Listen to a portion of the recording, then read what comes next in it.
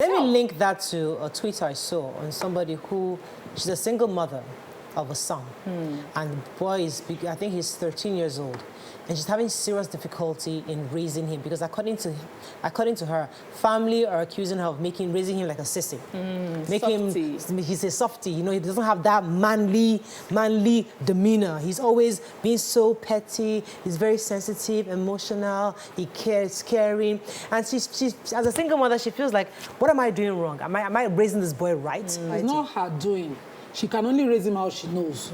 So if there was a father in the house, that person will feel the image of who he needs to look up to for that role. So the people telling her among our family members, if they have a responsible man, that person can take it upon himself. We have uncles who will fill in the gap of a lost brother's for a lost brother's child, and let that child see who a man should be. I had that problem. My son was growing like my girl under the father's watch. So I had to call the father into a meeting. How do we do this boy? Because, you know, he needs to have a role model and you have to be available. And since he started feeling that role, I've seen a bit of balance because the boy can't hug forever. He will just be cuddling you all over. What is wrong with the boy? What is wrong with the boy hugging and cuddling? It's okay because I enjoy it. I don't want him to grow up with it where he doesn't know there's another side to life. So wait now, a bit of softness for a man is important. Is it necessary? Is it necessary? Very necessary. No, it's not. No. If you leave that boy to go to a school for boys, for instance, where he will consider it bullying or he will be bullied for it. I mean, today we see people who call themselves cross-dressers.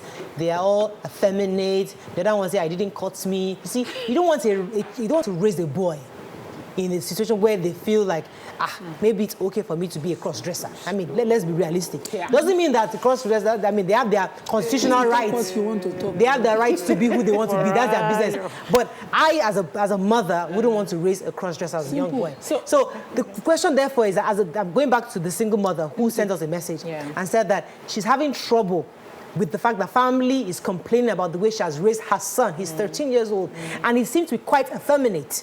He's very soft. He cries about things. He's very, very. He's too soft for a young man. Is that a bad thing? That's the question. I do not know the definition of too soft because I understand that people come with their different personalities. My son cries, and it's okay. He's very emotional. He's beyond a certain age. I don't concern you. He's going to be 10 in February. He cries. Listen, let me finish. He cries.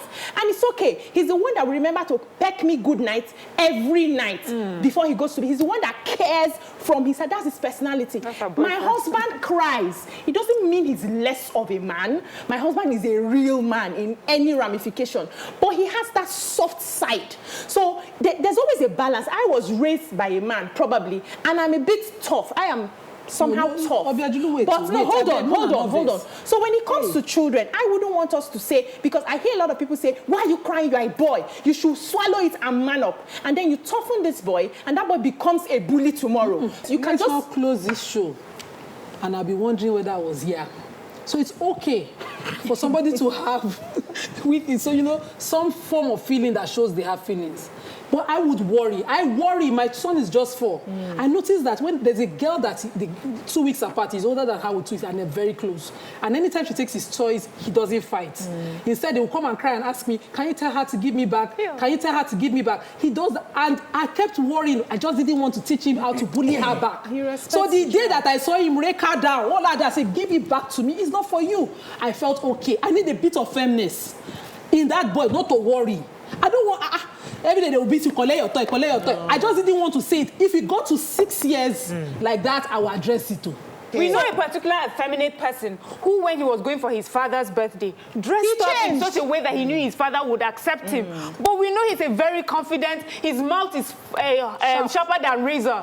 There's nothing in that person that shows that he's weak or he's scared of anybody. So for me, I think the basic thing for us is to enforce teaching our children boundaries. So understand how to deal with people, understand how to relate when certain things come your way, understand how to block yourself from, you know, being bullied, whether they are like this or not, it's how they have been now born. You've gotten to where I want. So if your child right now, if you're a mother, either a single mother or even a mother that has a husband, if you have a son who acts effeminate, your job is to, the same way you raise a child, any child, to defend themselves, in the same way you should be able to train, because the world it will be cruel to people like that, either because of their judgments or whatever it is, and you must be able to defend yourself. Is that what?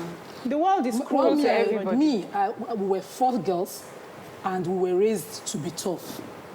I remember when I reported that my friend was raped, I was given a pen knife by my father that in case you're coming from your GC classes, defend yourself.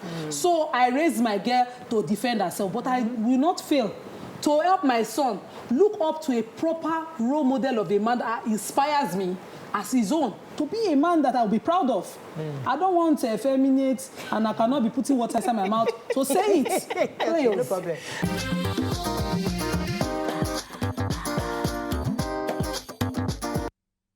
The following